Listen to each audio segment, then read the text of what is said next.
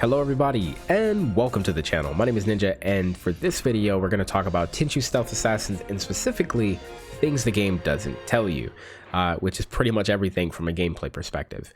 So I'm going to give you some of my knowledge as well as information from the manual and the official strategy guide. But first, what does the game actually tell you? Lord Gorda expects much of you. The enemy will be skillful and ruthless.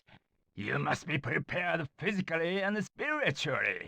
You must focus. You must train hard and train well. So in other words, the game doesn't really tell you anything. Here's the thing, like I watch people play this game on Twitch. Sometimes, a lot of new players are coming in and they just don't understand some of the most basic mechanics or even begin to understand some of the advanced things, which is the reason why I'm making this video. It's a great game. It's my favorite game in the whole series, but it doesn't explain anything. So I'll have timestamps in the description below if you guys want to skip around, but without further ado, let's just get to it. So first, let's talk about jumping. There's 3 different ways you can jump. You can do a normal jump, you can do a super jump, or you can do a somersault. I'm going to call it a moon jump. And so in order to do this moon jump, you just have to press down, up, and X, but you do have to press it pretty quickly. Now, this jump isn't super useful. I would say it's more fancy than anything else in this particular game, but it is possible that if you do it from high enough in the air, then you can actually do an attack on the way down and perform a stealth kill. So that's something that might be fancy if your positioning is good. There's one other type of jump that's not really supposed to be in the game. I'm going to call it an infinite jump because that's exactly what it is. Basically, you jump in the air and then on the way down, you jump again and you jump again and you jump again, and you can pretty much do it infinitely all across the map if you want to. It is extremely hard to pull off. It's damn near frame perfect. I was able to get 3 clips of me doing it, but that's about it. You're probably never going to use it, but I just wanted to let you guys know that it exists. Something that you should be using, because a lot of people get lost in this game, is the map. If you hold the select button, you will see there's a map, and there's a red X that will show you your position on the map as well. Unfortunately, this game doesn't tell you where your objective is, so you're screwed there, but at least you can find out where you are on the map. Now, there's one item that will also show up on the map, and I pretty much think it's the only use for the item, period. It's called the colored rice, and so if you put it down and you look at the map, you'll see that the colored rice will show up as blue in this game. The only real use I think that it has is that if you put the colored rice down, let's say you're exploring the entire map, you're trying to look everywhere to find everything that you can find, you will luckily have the colored rice to show you, oh, okay, I've already been here before. Now, that's just one item. There's a lot of different items in the game. So let's talk about the items. There's 2 different types of items that you can get in the game. One of the items are the normal items. Those are to the left, just by beating random stages. And then you have your Grandmaster items on the right. Now, I've already done a video showing what each and every item does. It's a video from like 2 years ago. It's really old, but I'll put it in the description below if you're interested in seeing what every single item does. Main thing I want you to know here is that there are a bunch of items that you can use. Now, I said the items to the right are Grandmaster only items. That means that you need to get Grandmaster on the stage. And it can be a little bit complicated getting Grandmaster if you don't understand how the whole point and scoring system works. So let's talk about that. The way that it works on a scoring system. So every single time you beat a stage, you are given points based on how you performed.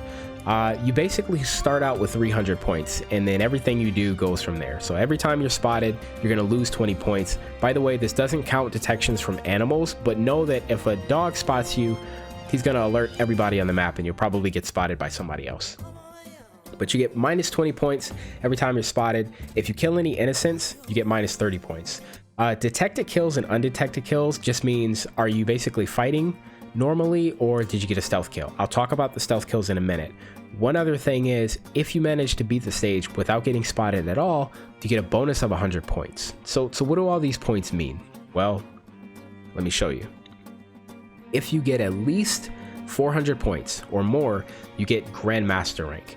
And Grandmaster rank is the rank that you need in order to unlock the specific Grandmaster item for that stage. So that applies to all stages in the game, including the training stage. So I'm going to show you the item that you unlock here in a minute, but just know that you will get a item if you get Grandmaster. If you get any other ranks, it's okay. You'll unlock some items, but you don't get any Grandmaster items. So one other thing is, as you can see, I just got Grandmaster with Ayame. So this is the training stage. You unlock the Super Shuriken, which is on the right. It only unlocks for one character. So I would have to get Grandmaster with Rikimaru as well if I wanted Grandmaster items for him. So just know that they don't unlock for each other. And they don't share items either. So let's say Ayame has 10 like normal items. Rikimaru won't have 10 just because Ayame has 10. They don't share items at all. So moving on, you may wonder, well, okay, so if I get spotted once, am I screwed? No, you get 20 points with stealth kills. So let's talk about stealth kills. There's lots of different ways to do stealth kills. This applies to both Rikimaru and Ayame. You can use some items to get stealth kills. So for example, I just hit the dog with a shuriken, that's plus 20 points. You can run up behind the enemy. If you're super close, you can get a back stealth kill by just running up and slashing him from behind. There's a side stealth kill. You can also do a back-to-back stealth kill where your back is on their back and do a stealth kill that way. It's the hardest one to pull off, but it's something. Most of you though will honestly just run up and slash your enemy like that.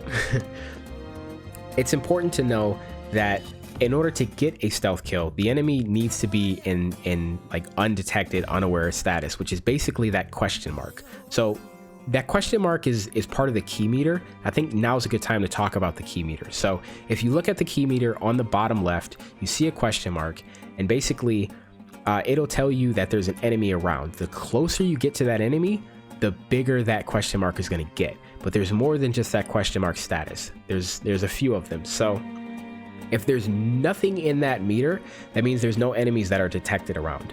There's no enemies, you're good to go. If you want a stealth kill, if the enemy's not aware of your presence, then there's going to be a question mark. And I just talked about it. The closer you get to the enemy, the higher that will get. Once you get that yellow exclamation point, or the yellow triangle with the exclamation point in it, it basically means that you're close to being spotted. The enemy thinks that there's something over there. They don't necessarily know it's you, but you may be in a situation where they start walking forward. So you need to be careful because they might walk forward, but mainly they're looking in your direction. So you have to be careful. The other status is the exclamation point and question mark. Now this one's a little bit more complicated, but basically the way that this works is if the enemy is spooked, that's when you're going to get that status. And it can be done a bunch of different ways. If the enemy spots a body, because you can't move bodies in this game, if the enemy spots a body, they're going to get spooked. If you throw an item and you miss them, but they heard it, they're going to get spooked. And there's a lot of other things that can spook them as well. Main thing to know is that they have a heightened sense of awareness when they're spooked. So let's say you're sitting on top of a roof. They might not normally see you, but if you are, if they're on that status, there's a good chance that they're going to spot you. So you got to be careful. And then the 2 exclamation points just simply means that they've spotted you, they're coming after you. So you got to be careful about that. So yeah, just remember, if you want those stealth kills, you must only be in that question mark status. So there's one more thing I want to talk about. Have you ever done a stage? Let's say you just know everything on that stage. You know where the enemies are, you're good to go, right? But then you play it again, and all of a sudden there's an enemy that wasn't there before. Maybe you do it a third time, and now there's another enemy that wasn't there before. And you get confused. You're like, why is this happening? Well, it's because of layouts. Every single stage has 3 layouts, and the layouts, while it's the same stage as far as the way the map looks, it determines where the enemies are, how many enemies there are versus dogs and innocents and things like that. So like I said, it is random, but this is basically how it works. When you choose your character and you go to the character select screen, you then go to your stage select, and normally this is all that you see. You just choose whatever stage you want and you're good to go. But when you actually choose a stage, what you're actually doing is you're getting one of 3 layouts, either layout A, B, or C. Now, you don't know which one you have.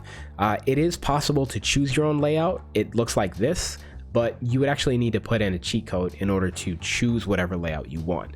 There may be one layout that's better than another layout, but mainly it's just I would say just based off of speed running more than anything else, is when you need to know what layouts you have. Just know that there's different enemies in different positions depending on what layout you get, and it is completely and totally random what layout you get. I've never found any way to manipulate that.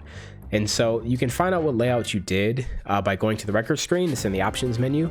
What I want to show you here, I just did 2 stages really quickly. So you saw the first time I got layout A for level 1, and then I got level C, or layout C for level 2. I could have easily gotten 2 layout Bs or 2 layout Cs or something like that. So that's just another mechanic that I want you guys to know. I think it's pretty cool, but yeah, that's something there. Well, all right, that's pretty much everything that I can think of. In the comments, let me know if there's anything else that I missed, something else that maybe new players or veteran players may not know about the game. We'll see how this one goes as far as feedback and stuff. I may tweak some things, but I do plan on doing this for like Tenchu 2 and some of the other games as well, because yeah, the games don't really teach you a whole lot. But until my next video, thank you guys for tuning in, and you guys take care. Thanks. Bye.